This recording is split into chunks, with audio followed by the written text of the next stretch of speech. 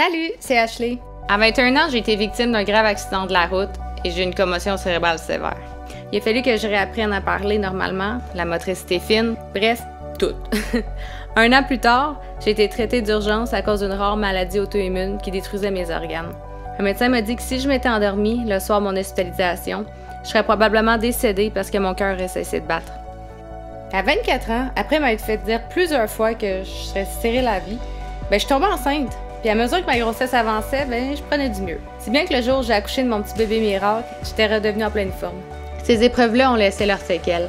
J'ai souffert d'une dépression majeure et depuis, je suis atteinte d'anxiété généralisée, d'un TDAH, mais je suis heureuse. Il a fallu que je réapprenne à vivre du mieux que je peux en étant une nouvelle personne. C'est dans le but d'aider les gens qui souffrent eux aussi de problèmes de santé mentale que j'ai décidé de faire la série web À deux pilules d'être folle. Parce que c'est toujours plus le fun de souffrir en gang qu'en silence. Bonne écoute! 1, 2, 3, à deux! À deux! À deux pilules d'être folle! TDAH, TPL, PTSD, tout le bordel, les bipolaires, les autres affaires, avant d'en avoir ras-le-bol. Ashley, prends la parole. À deux pilules d'être folle! Salut! Bienvenue à Deux pilules d'être folle. Merci de nous écouter. Merci aussi à notre commanditaire Comeback Skateboard. Yeah, boy! Aujourd'hui, je suis avec le comédien, l'humoriste, l'animateur radio, le père de famille. Dans le fond, je suis avec la pieuvre du divertissement. Ah, c'est la première fois que j'entends ça, c'est bon, ça. Martin Vachon! Yeah! Je m'applaudis. Ben oui. Merci d'être là. Ben merci de l'invitation. Très content d'être là. Ça fait plaisir. Tu as eu ton diplôme de l'École de théâtre de Saint-Hyacinthe en 2005. Ouais. C'est comment d'être un jeune théâtreux en région? Vivre dans la pauvreté, mais moi, j'étais pas théâtreux. C'était ça l'affaire. Puis ça, là, on peut déjà parler de ça. Le sentiment d'imposteur, moi, il a parti vite dans ma vie. Moi, je suis sorti du secondaire, je voulais faire de l'humour. J'étais trop jeune pour l'École nationale de l'humour. J'ai fait mes auditions sur un coup de tête parce qu'un de mes amis faisait ses auditions pour l'École de théâtre, mais j'ai même pas lu les pièces. J'ai juste lu les scènes. Je suis allé faire ça. Ça a dû être la pire audition au monde, mais ils ont vu un potentiel. Fait que j'ai été accepté là. Ton ami, tu étais accepté? Non. Mais il est revenu plus tard dans un autre programme en production. Mais là, je suis arrivé là à 17 ans. Je connais pas le théâtre pantoute. Je veux être humoriste. Puis là, je suis rempli de gens qui sont des théâtreux, qui marchent nu-pieds et tu sais que c'est leur rêve de faire du théâtre. Moi, je connais rien. Mon premier cours, j'étais avec un Français super gentil qui s'appelle Arnaud Bodquin. Il a 27 ans, moi j'ai 17 ans, puis on fait de l'improvisation sur Antigone. Et là, je fais le rôle d'Ismène. Je suis une femme en improvisation. Je comprends rien de ce que je fais. Fait que toutes mes années à l'École de théâtre, j'ai adoré ça parce que j'aime jouer, mais j'avais toujours la petite voix dans ma tête. T'es pas vraiment un théâtreux, là. Toi, tu veux faire de l'humour, t'aimes le hockey, t'aimes les Pokémon, t'es pas l'amour des mots. Fait que ça a commencé là, le sentiment d'imposteur. Est-ce que tu sentais que t'étais outsider dans le day-to-day là-bas? Non. Je pense pas. Je pense que c'est un discours qu'on se fait soi-même dans sa tête, puis que les autres, ils s'en foutent bien raide. C'est moi-même qui me mettais des barrières de penser que j'étais je suis pas aussi bon qu'eux autres, mais ça c'est le côté aussi, je suis extrêmement perfectionniste, fait que dès que tu vas tout le temps te dire ouais c'est ça, mais t'es pas vraiment un comédien, toi t'es plus un humoriste, fait que, mais eux non, eux autres ils me trouvaient gentil, j'étais le Martin Golden Retriever que tout le monde connaît puis qu'ils appréciaient passer du temps avec moi là, ça. Fait que depuis que t'es jeune, t'as tout le temps été comme ça? Ouais tout le temps. Puis est-ce que t'es programmé pour tout le temps sourire ou est-ce que t'es capable de ne pas sourire? Je suis capable, comme là, en ce moment, j'ai des problèmes avec ma piscine, l'installation de ma piscine, puis je souris moins. mais fondamentalement, dans le fond de mon âme, je suis Ned Flanders. Je suis trop gentil, puis il faut que je travaille là-dessus pour arrêter de me soucier de ce que les autres pensent, puis juste, en même temps, c'est pas tant ce que les autres pensent, c'est que j'aime ça être comme ça. C'est ma nature, je pense. Et quand tu dis que t'aimes ça être de même, est-ce que c'est parce que tu sens que, OK, je suis un bon gars? C'est parce que t'aimes le sentiment d'être une bonne personne? Ou? Je pense que oui, mais je pense aussi que ça vient avec la personnalité, les valeurs qu'on m'a inculquées quand j'étais jeune. Et je pense que ça fait du bien être gentil. Et c'est ma personnalité. Genre, je pourrais pas... Il y en a qui sont capables plus de s'affirmer puis ils vont prendre plaisir ou juste ils vont avoir... je sais pas, plus de colonne vertébrale. On dit, moi, je suis plus comme, hey, on va m'arranger pour que tout le monde soit content. Puis t'aimes tout le temps ça, plaire à tout le monde. On va en parler plus tard, mais tu sais, t'aimes tout le temps ça, plaire à tout le monde. Est-ce que tu le sais que des fois, quelqu'un qui est trop parfait, ça gosse? Ah oui, totalement. Totalement. Puis là, ça va me gosser de il faut pas que le monde pense que je suis trop parfait. Inquiète-toi pas, même moi, je me gosse. Fait que. T'es-tu de même à la maison aussi? Sûrement moins, mais. Parce que, tu sais, je sais pas, j'ai pas personne à. Hein, c'est une bonne question. Est-ce que je suis de même? Je pense que oui. Tu sais, ça va me faire de la peine quand je sens que je peux pas faire plaisir à ma femme ou à mes enfants parce que je dois trop travailler. Puis là, je fais comme, j'aurais aimé ça être le père parfait pour passer plus de temps avec mes enfants. Puis après ça, si je passe plus de temps avec mes enfants, je vais faire comme, là, le Martin, l'entrepreneur, le gars qui doit travailler, fait comme, il aurait dû passer plus de temps sur son travail. Tu sais, fait que faut trouver un équilibre, je pense. Puis mon équilibre est meilleur à la maison entre la bonne personne, puis parce que mon père était quand même rough quand j'étais jeune, puis j'ai réalisé que j'ai le « hey » de papa qui vient ben trop rapidement. Genre, je suis Ned Flanders, mais ils font une petite affaire, ma patience n'a pas de limite. Genre, tout de suite, j'ai chicane, mais genre, je suis quand même un père strict. Ils l'ont dit... ma femme, l'autre fois, elle disait « Pourquoi t'écoutes plus quand c'est papa? Mais papa, il est plus sévère. » Je fais « Oh, OK, là, ça m'en rend compte. » Je fais « Oh, ouais, je suis plus sévère que ma femme. » C'est sûr que t'étais super doux, puis comme « Ben non, va faire ta chambre. » Non, c'est ça, c'est vrai. Ben, je peux l'être, ce papa-là, mais je suis plus papa de la vieille école, du « Hey! » Puis les enfants doivent respecter leurs parents. Puis... T'as connu ça, toi, les petites tapes ses mains, des règles? Ouais, mais mon père, il m'a pas tant... tu sais, il m'a jamais frappé, mais il était physiquement et verbalement « Hey, ça va faire... » Moi, je me souviens tout le temps de la phrase qui me terrorisait quand j'étais jeune.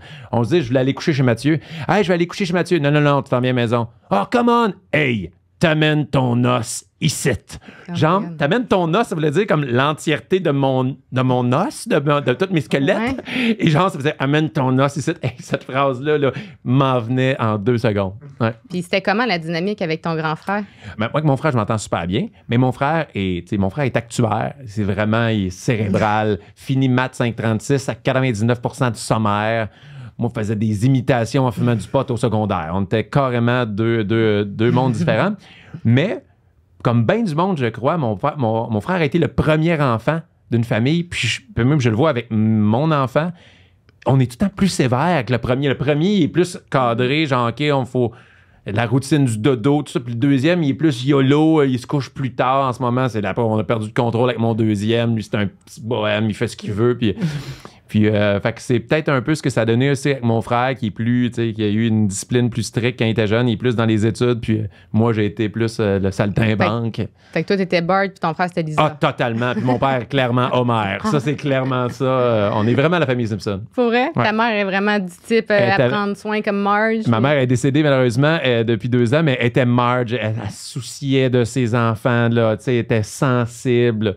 Puis quand je connais, elle faisait Mère, Martin. Mais c'est ça, elle fumait en plus, ma mère. Fait qu'elle avait à peu près ce voix-là. Avant de commencer ta carrière de comédien puis d'humoriste, justement, tu étais un imitateur. Oui. Est-ce que tu t'es lancé dans l'humour par passion ou c'est parce que tu pognais juste pas à dire ça aux filles? Salut, je suis un imitateur. Je suis un imitateur. Non, en plus, c'est le contraire. J'étais dégueulasse. Pour vrai, là, je m'excuse auprès de toutes les filles que j'ai déjà abordées avec des imitations. J'étais dégueu, là.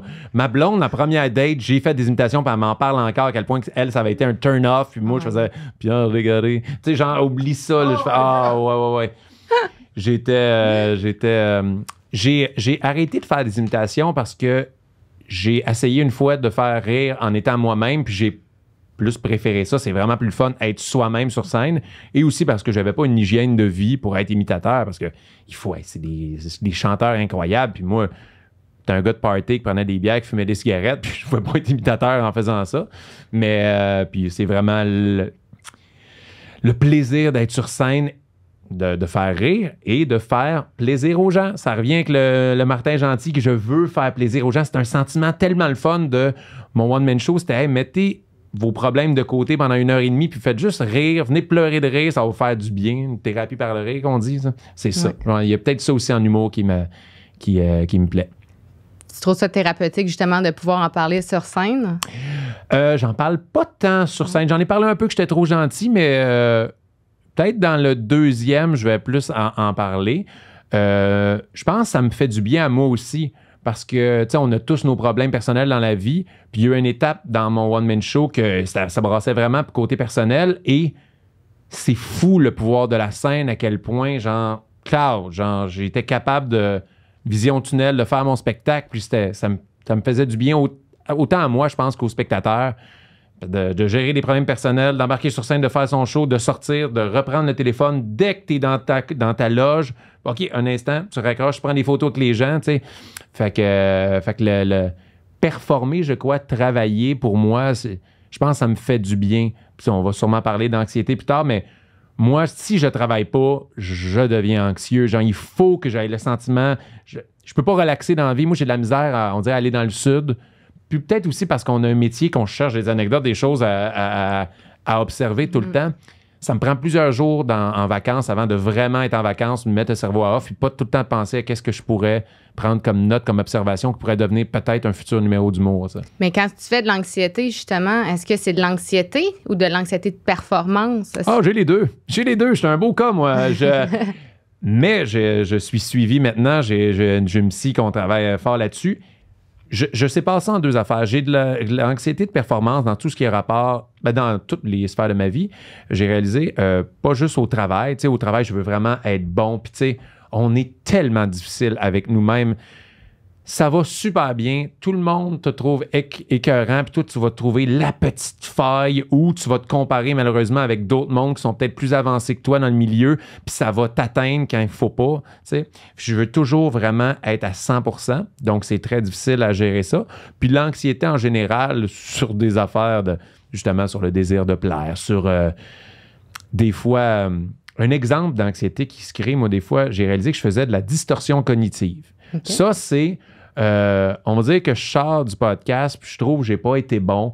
Puis là, tu sais, je vais vous voir parler ensemble. Puis là, ou juste la manière quand tu me regardes, je suis capable des fois, la paranoïa un peu, c'est genre de faire comme « Ah, je pense que je suis pas assez bon. » Ah ouais, puis de la manière qu'elle me dit ça après. Puis là, tu t'inventes un scénario que tu n'as aucune idée si c'est vrai qu'on dit que vous vous êtes parlé après, vous deux. Puis là, je fais comme, ils sont peut-être dit que... acheté de la pâte à dents. Oui, exactement. Mais moi, dans ma tête, c'est, décevant, hein? Comme invité, Martin, on pensait qu'elle allait être plus drôle que ça. Puis il n'y a rien de ça. Mais tu commences à croire le scénario que tu t'es inventé et t'agis ou tu as des émotions en fonction de ça. C'est ça qu'on appelle la distorsion cognitive. C'est que je me suis inventé un scénario que vous deux, vous parliez, puis là, je commence à le croire. Puis ça m'arrivait des fois, moi, lors de mes plateaux de tournage. Vu que je suis extrêmement difficile avec moi-même, je me trouvais pas bon. Mais j'ai aucune idée si le réalisateur a trouvé que ma scène était bonne ou pas bonne. Mais là, après, tu sais, tu regardes après la scène, je regardais le regard du réalisateur qui parlait à son assistant, mais lui, il a peut-être dit justement, OK, il faut se dépêcher pour la prochaine scène, il faut aller. Hey, t'as-tu l'équipe, es-tu prête pour la prochaine scène? Mais moi, vu que je n'étais pas confiant de moi, puis je voulais tellement bien performer, j'étais comme... Ah ouais, c'était pas bon. Tu as besoin d'un commentaire positif, de dire « Hey, c'était excellent ». Tu as besoin d'être réconforté, d'être rassuré. Oui. Moi, si je joue au hockey, je ne peux pas avoir un coach genre méchant, là, et moi, il faudrait qu'il me flatte dans le dos pour me faire performer.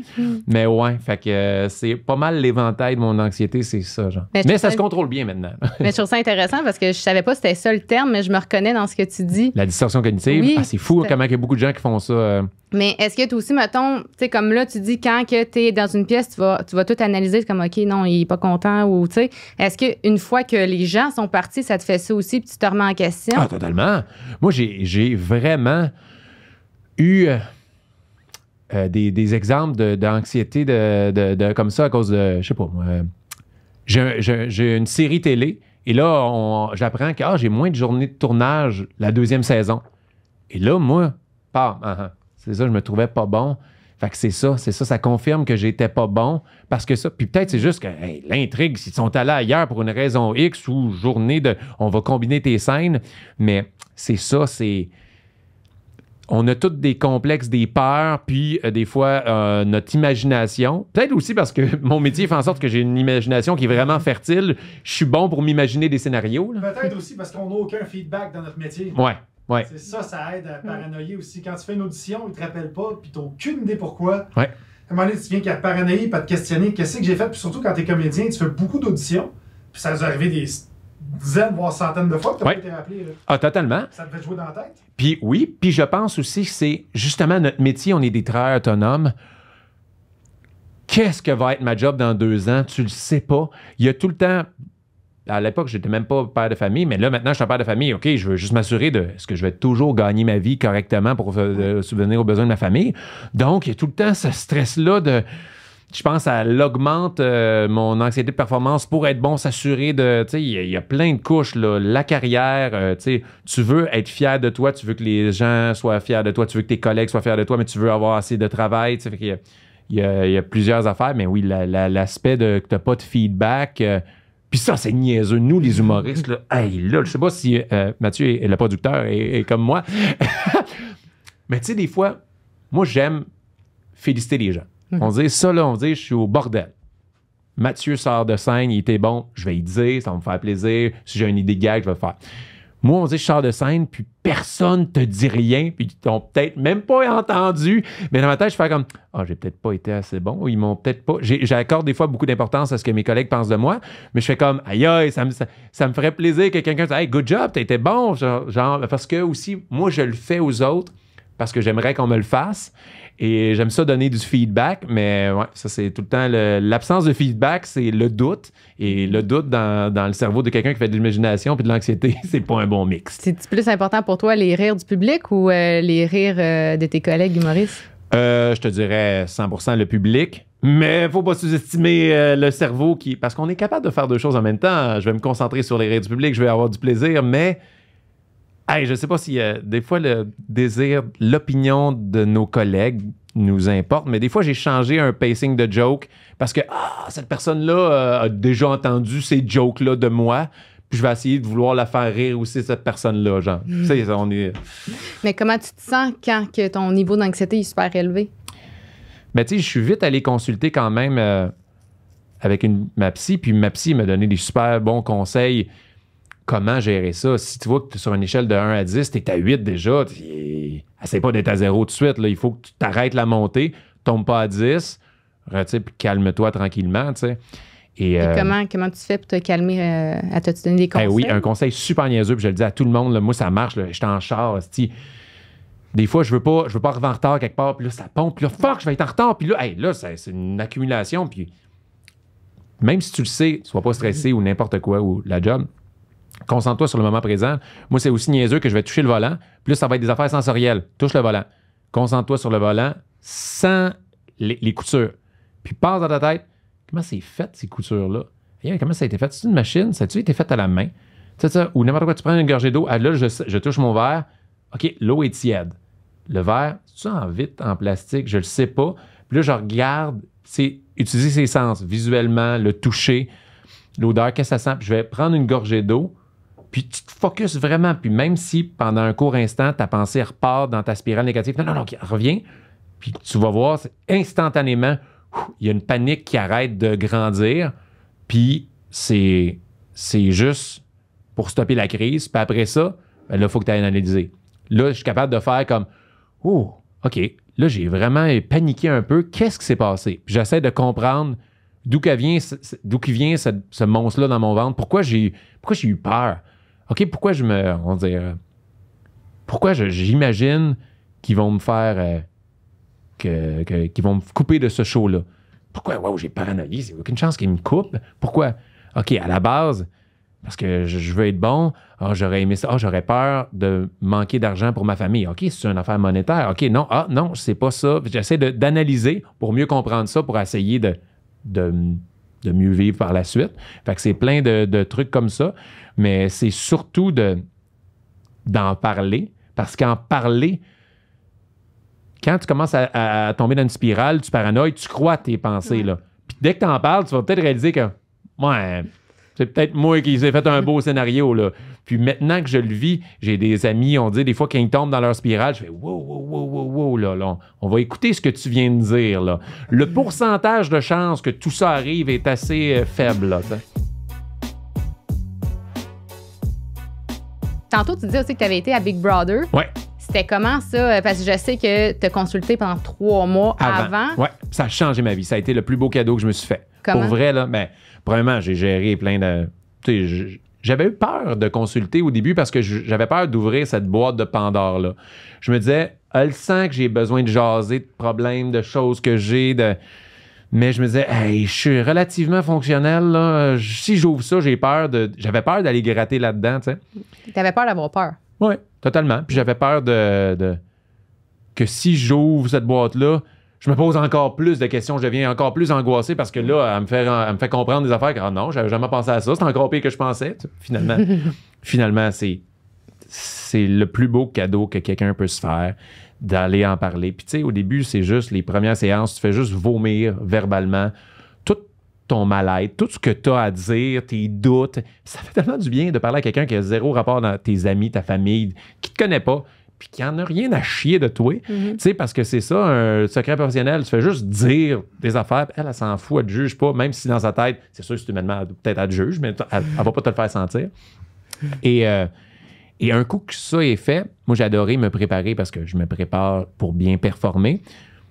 Pour bien, justement, à Big Brother, je me disais, ça va être difficile, c'est un laboratoire et on est des sujets, puis ils mettent des éléments pour nous perturber, puis ils filment ça. Fait que là, je voulais voir comment, justement, vu que je fais de l'anxiété, si jamais je sens que tout le monde me trahit, puis je suis un hypersensible. Puis au début, je me disais, OK, je vais broyer à la télé. Puis là, elle me disait, mais est-ce que ça va te déranger? Pourquoi ça te dérangerait de pleurer à la télé? Ben, je sais pas. Finalement, j'ai réalisé, je m'en fous bien raide. Fait que ça m'a aidé à me préparer. Moi, je m'inventais des scénarios. C'est là que l'imagination est bonne. Fait qu'on faisait un scénario. Tout le monde te trahit. Tu pensais que tes 3 meilleurs amis avaient ton bac. Tu te rends compte, ils vont t'éliminer. Puis, aïe, comment tu réagis? Comment tu prends ça? Mais des trucs pour se ramener que c'est pas la réalité. C'est souvent ça. C'est pas partir. J'avais des trucs comme ça. Ma chaîne, je l'ai faite en fonction de Big Brother. Tu sais, c'est les lettres, les initiales de tes enfants. De mes enfants, puis de ma femme, puis de moi, puis en arrière de mes enfants. Juste me rappeler là-bas, de l'avoir tout le temps sur moi. OK, c'est pas... Parce que c'est comme quand t'es dans le Sud, ça devient comme ta nouvelle vie. Tes nouveaux amis, c'est tes meilleurs amis. Le monde qui sont célibataires, des amourettes de vacances, c'est comme « Oh my God! » Mais c'est pas la réalité. Fait que Big Brother, c'est pas la réalité. Je me donnais des trucs pour revenir, tu sais. Et pour rester quand même sain d'esprit, puis apprécier le moment. À Big Brother, quand j'ai réalisé à quel point ma thérapie m'avait aidé, c'est à un moment donné, il y a une voûte, puis là, on devient tout fou, parce que là, ça fait 4 jours que la voûte, elle part dans la nuit, puis... Une voûte, il y avait un endroit secret dans la maison pour gagner l'immunité, qui nous permettait de rester en vie dans le jeu. Et là, c'était comme des énigmes. Mais là, dans une journée, 3 ou 4 fois, les lumières allaient devenir rouges, boum! Puis là, il allait y avoir des indices. Mais là, notre journée, on le sait qu'il n'y a rien d'autre à faire qu'attendre le signal de la voûte. Fait que là, t'as peur, t'es stressé, puis là, tout le monde veut l'information, puis c'est ta vie dans le jeu qui... Puis tout le monde était super stressé, puis on en parlait. On était super bon pour verbaliser nos émotions dans la maison, puis ça nous a tous sauvés. Mais dans une place, quand j'ai réalisé que ma thérapie avait été bonne, c'est quand j'ai fait comme « Wow! Hostie que c'est hot! Je suis terrifié! » Mais j'ai réussi de sortir de moi, de faire comme « Wow! » Tu sais, comme c'est hot comme expérience de jeu. Je suis dans un jeu d'évasion, mais là, ça me fait vivre une sensation. C'est comme quand tu écoutes un film d'horreur. J'ai réussi à c'est pas la vraie vie, le film d'horreur, mais volontairement, je savoure le fait d'avoir peur. Et là, j'étais comme capable, dans Big Brother, de faire comme « Oh, OK, là, j'ai de l'anxiété dans le tapis. Là j'ai peur, je suis nerveux. » Quel jeu incroyable! Tu sais, c'est pas en un jeu mini-pot que tu vas vivre ça. Là, je suis dans un jeu. Il n'y a rien de vrai de ce qu'on vit, mais mon émotion est vraie en ce moment. Mais juste capable de faire la différence, ça m'a permis de l'endurer. Parce que c'est tout ça. L'anxiété. Puis moi, excusez-moi, je sais que je saute du coq à l'âne, c'est pas une affaire. Mais dans la vie, là, l'anxiété, les angoisses, tout ça, c'est notre capacité à endurer ça. C'est ça. On ne peut pas l'éliminer 100%. Tout le monde vit de l'anxiété dans la vie. Ouais. Il y en a juste qui la tolèrent mieux que d'autres. Puis quand tu as besoin d'aide, c'est que tu as besoin d'aide à la tolérer parce que c'est impossible de l'enlever. Fait que moi, tu donnes des trucs pour la tolérer. Puis, veux pas, c'est quand tu commences à analyser pourquoi tu as peur, c'est à force de la vivre, cette anxiété-là, ben, tu la tolères. Puis tu es capable de la contrôler ou de la prévenir, pas qu'elle monte de 1 à 10, pas qu'elle monte à 10, mais qu'elle reste à 2, 3. Puis tu es capable de te raisonner toi-même puis avoir redescendre à 0 pendant la journée. Puis est-ce que tu étais capable, justement, vu que c'était un jeu, d'être 100% toi-même? Oui, quand même, vraiment. Parce que là-bas, là, c'est... Même si tu arrives avec un plan de match, même si tu arrives avec... on va faire un personnage, je vais être... moi, je vais pas être trop gentil, je vais être méchant. Là. C'est toi qui ressors parce que tu peux pas jouer 24 heures sur 24. Puis, Puis ça me rappelle un élément, des fois, on pouvait parler dans le confessionnal, puis on leur posait, tu sais, on n'a aucune idée c'est quoi l'image qui était sortie de nous à l'extérieur. Avec le montage. Ouais. Exact. Mais il y a une chose que la personne au confessionnal m'avait dit, c'est on peut pas inventer une personnalité. On peut montrer ton move que tu as fait de la manière qu'on veut, puis tu vas bien paraître ou tu vas mal paraître, peut-être. Mais au bout du compte, c'est impossible d'inventer une personnalité. Parce que tu es 24 heures sur 24 là, les gens parlent de toi, les gens, on te voit, tu peux pas. Puis, on joue pas tout le temps. On joue... Big Brother, là, c'est une expérience humaine incroyable. Je le conseille à n'importe qui dans la vie parce que ça n'existe pas, ça, un break de la vie. Quand tu vas dans le Sud, tu vois d'autres mondes, tu as des nouvelles, tu as Facebook. Nous, on n'avait aucun contact avec l'extérieur. On ne savait pas la guerre en Ukraine, on ne savait rien. Nous, quand on sort, c'est brutal. Wow! Genre, qu'est-ce qui se passe? La guerre, le prix du gaz, puis même... On a un break de la société, puis ça, c'était incroyable. C'était ironique d'être dans un monde complètement faux pour vivre le plus vrai possible parce qu'on n'avait pas de pub qui nous bombardait. Moi, quand je suis sorti, l'affaire qui m'a plus perturbé, c'est quand j'étais dans l'auto qui m'amenait à l'hôtel en attendant que je sois sorti pour le public. C'était les panneaux sur l'autoroute avec les pubs de genre, j'étais comme arc, genre, on a eu un break de se faire que l'importance de notre carrière, l'importance de payer les comptes, l'argent, c'est quoi la société? Hey, t'as-tu vu le nouveau char à la mode ou la nouvelle mode TikTok? Sont combien tes followers? T'as-tu fait un statut qui était intéressant? Tout ça, on a un break, puis ça a été tellement bénéfique. Ben, ça a-tu été top, justement, quand t'es sorti après ça? Est-ce que là, t'as ressenti tout de suite la pression de dire, OK, j'ai du retard, là? Ça a été... Puis moi, j'ai eu la chance d'avoir un feedback du public 99,9999% positif. Ça a été bénéfique pour ma carrière. Le public a apprécié mon jeu. Moi, j'ai eu du plaisir. Tout était positif, là. Fait qu'il y en a qui ont eu un retour plus difficile que d'autres, point de vue, les réseaux sociaux et tout ça. Fait que moi, je me disais, ça va bien aller. Mais tout le monde, les autres candidats, les autres célébrités qui étaient sortis avant, me dit, Martin, tu vas voir, ça va être tough. Tu vas avoir 2 semaines, up and down, tu comprendras pas ce qui se passe. Puis, c'est exactement ça qui s'est passé. Même si c'était positif, à une place, là, j'étais comme... La vie allait trop vite. Je me souviens de... J'avais gardé mes enfants à la maison. J'ai dit à ma blonde, je peux pas. C'était trop d'action. Il y avait trop d'affaires. Ou j'étais pas capable d'ouvrir mon courriel parce que je voyais comme 400 courriels que j'avais manqués pendant 3 mois. Juste, j'étais comme, ça allait bien. Puis je suis comme, pourquoi j'ai le goût de pleurer au Walmart? Hey, ça va bien, là. Pourquoi j'ai le goût de pleurer, là? Je prenais mon char, j'allais aux commandes à l'auto d'un café. Puis là, j'allais dans un stationnement. Je fais juste prendre un café. Puis j'appelais des amis pour faire comme... Oh man, c'est non weird. Le retour à la vie normale, même si moi j'ai juste été 71 jours là, on compare ça, t'es parti à la guerre 2 ans, oui. Tu reviens comme, OK. Puis c'est important de parler aux autres personnes qui ont vécu ça parce que même si mes amis, ma femme, ma famille pouvaient essayer de comprendre, ils peuvent pas comprendre ce qu'on a vécu parce que nous, c'est vraiment l'impression d'être parti 2 ans. 1 heure à Big Brother, c'est 1 journée pour vous. 1 semaine, c'est 1 mois. 1 mois, c'est 1 an. C'est tellement... Tu joues 24 heures sur 24, 7 jours sur 7. On se réveillait la nuit à 4 heures du matin. Tu parles de la game, puis ça t'occupe. Puis, mais... T'as-tu l'impression de vivre un deuil? En sortant, oui, parce que ça allait quand même bien ma partie. Puis j'étais comme, j'avais des bonnes chances de gagner, mais je m'étais... Richardson Zephyr je m'étais bien préparé à sortir. C'est ça qui a changé la manière que j'ai quitté la maison. Je m'étais préparé mentalement. Hey, c'est juste un jeu, c'est pas grave. Puis, en tant qu'humoriste, Matt, le producteur va me comprendre. Moi, quand j'ai quitté, j'ai fait un mot, puis j'ai fait un roast, puis j'ai scoré fort. Ça a vraiment ri fort. Puis je voyais l'équipe technique, tout le monde pleurait de rire. J'étais comme... Là, j'ai repris la main de Stéphanie qui était en danger avec moi. J'ai fait comme... Si je vais sortir, c'est un hostie de bon moment là parce que je pense pas pouvoir partir. Je peux pas Ouais, c'est ça. La semaine prochaine, si je suis en danger, ça va être. Je sais pas ce que je vais faire. Fait que ça m'a pas dérangé. Ça a facilité ma sortie. Et je m'étais bien préparé à sortir. Mais tu sais, j'aurais aimé ça continuer. Il y a eu un deuil à l'hôtel pendant le premier jour. Ça fait comme OK, je comprends pas ce qui se passe. OK, puis là, tu es obligé d'écouter tous les épisodes. Fait que là, Comment? Ouais. Ben, il t'oblige d'écouter la semaine que tu es sorti, juste pour au moins comprendre qu'est-ce qui s'est passé, parce que des fois, tu comprends pas les jeux de coulisses. Pourquoi? Je pensais être safe, moi, là. Fait que là, pour pouvoir faire les entrevues. Puis, tant qu'à ça, moi, j'ai commencé, puis là, je me disais, hey, je vais être capable. Mais là, j'ai écouté comme 52 épisodes en 3 jours, là. J'étais tanné, là, de voir ma face, puis de voir Big Brother. Mais pour vrai, ça a été une expérience humaine incroyable. Fait que oui, ça a été difficile, mais bien préparé. Puis il faut que tu te prépares, je pense, pour les prochaines personnes qui vont le faire. Il faut se préparer, c'est un jeu, c'est ça le jeu. Puis mais, excuse-moi, je saute encore du côté de l'âne. Ce que Richardson Zephyr m'avait dit, puis qui m'avait vraiment aidé, c'est la veille de rentrer là, il me dit, Martin, aie jamais peur de partir. Parce que si tu as peur de partir, tu vas jouer différemment. Puis si tu as peur de partir, tu vas mal jouer. Tu sais, un animal blessé, là, il est dangereux, mais c'est ça. Si tu as peur de partir, la pire affaire qui se passe, c'est que tu retournes voir ta famille et tes amis. C'est ça, là.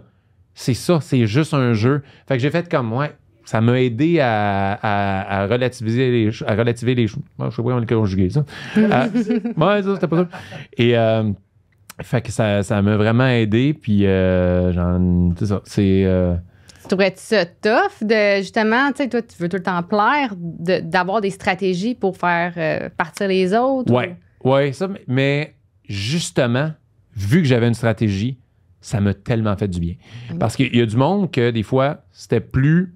Il allait au feeling, on va faire ça, on va sortir cette personne-là. Mais moi, puis à un moment donné, je devais trahir un de mes meilleurs amis dans la maison, Eddie, qu'on avait été ensemble. J'avais dit, je vais te protéger le plus longtemps que je peux te protéger, mais j'avais une stratégie. Et moi, toutes les trahisons que j'ai faites, ils étaient en fonction d'un plan qui était clair, que je verbalisais bien au confessionnal, puis c'est ça le truc à faire.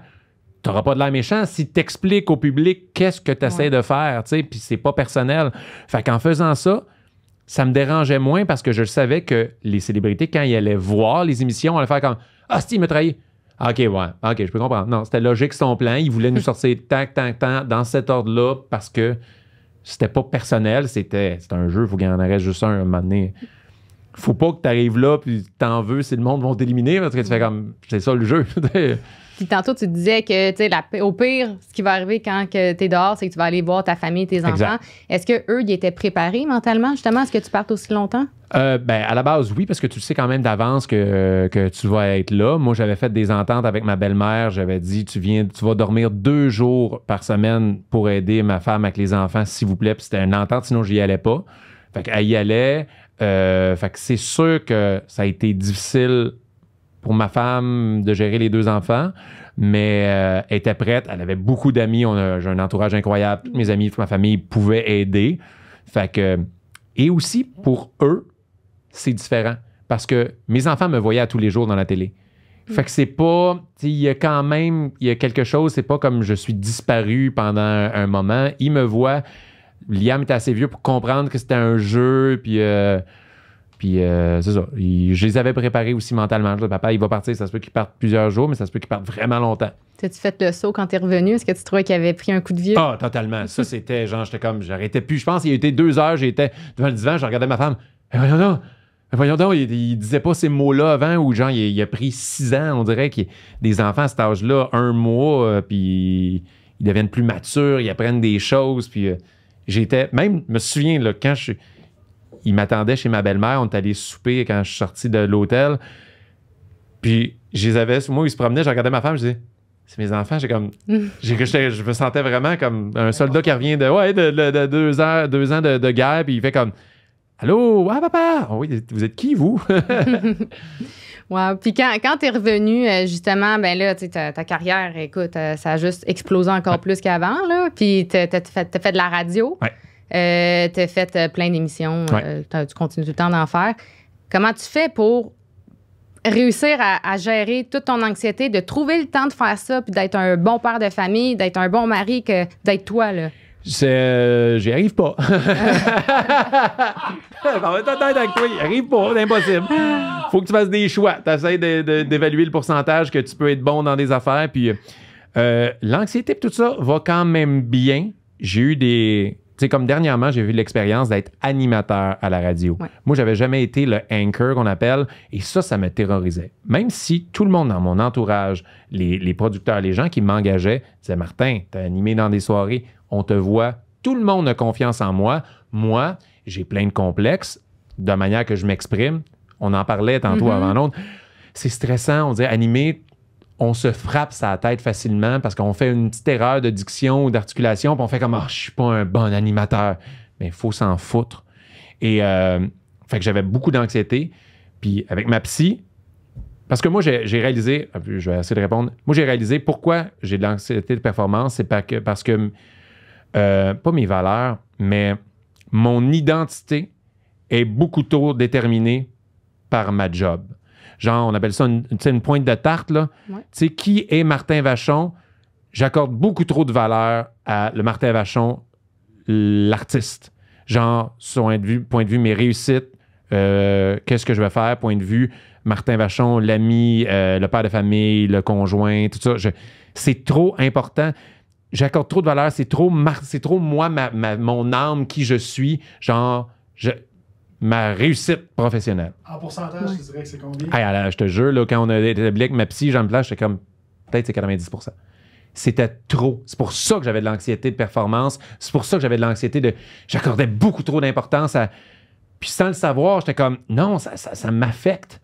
Fait que là, je réussis à diminuer ça. Puis quand on dit, j'ai eu la gig pour être animateur, avec ma psy, la phrase qui m'a aidé, c'est « Ce projet n'est pas toi. » C'est pas toi, ça. Ce n'est pas la personne que tu es. C'est ton travail. Puis ça aille bien, tant mieux. Ça va pas bien, on s'en sac. C'est pas grave. Ce projet-là, ta job, ce n'est pas toi.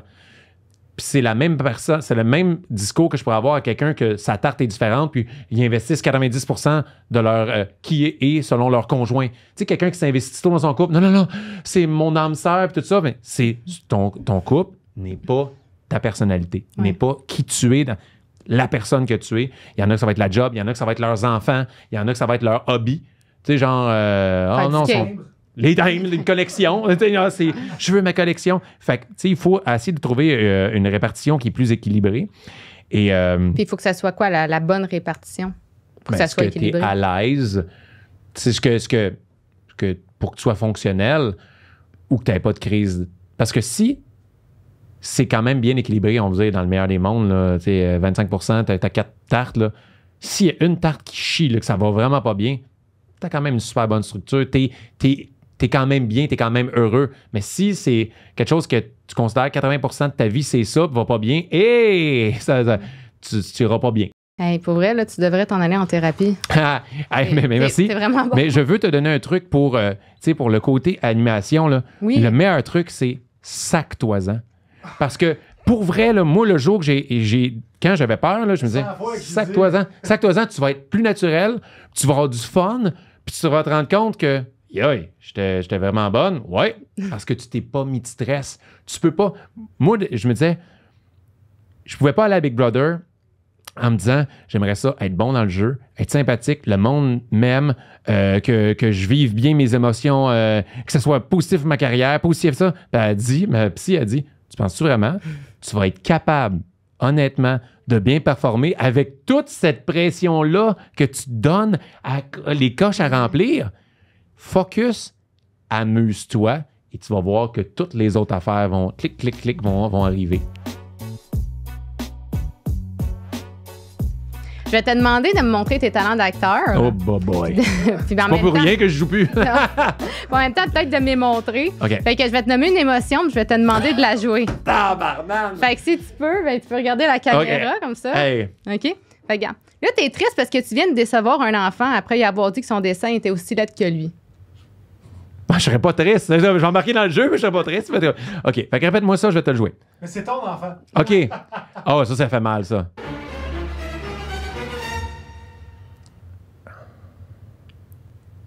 Oh, il est bon. T'es bon! Mais c'est très petit, là. C'est le jeu caméra, là. On n'est pas au théâtre. T'es anxieux parce que t'attends ton résultat pour savoir si t'as une gonorrhée puis il faut que tu le caches à ta blonde. Oh my God!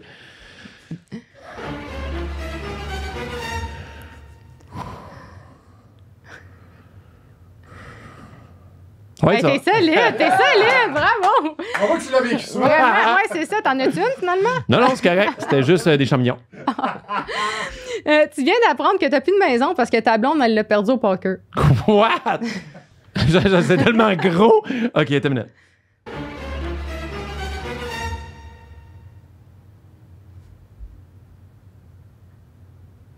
C'est l'incompréhension parce que je savais même pas ma blonde jouer au poker.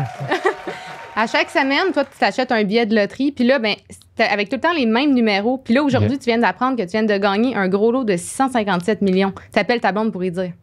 J'appelle pas ma blonde, j'appelle mon avocat. Non, c'est vrai. OK. Fait que là, il faut que je fasse la phase de... Fait que là-dessus, on va finir ça. T'es excellent. Est-ce que t'as aimé ton jeu? Hey, c'était incroyable. Un gros merci d'être venu. Mais merci à vous, vraiment, c'était vraiment le fun. Non, mais merci. 1, 2, 3, à 2. À 2. À 2 pilules d'être folle. À 2, c'est bien mieux pour apprendre ce qu'on peut pas te montrer à l'école. À 2 pilules d'être folle. À 2 pilules d'être folle.